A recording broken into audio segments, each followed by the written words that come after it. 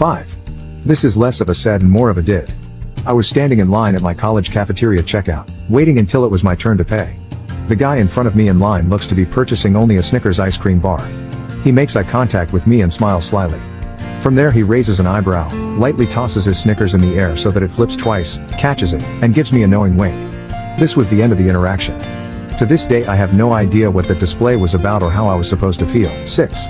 Went on a date with a guy who then states he had turned down the Olympics in MMA because of school. Not only is MMA not an Olympic sport, but he wasn't even in shape. Date went horrible. I get to my house and promptly ignore his incessant texts until I can figure out a polite way to turn him down.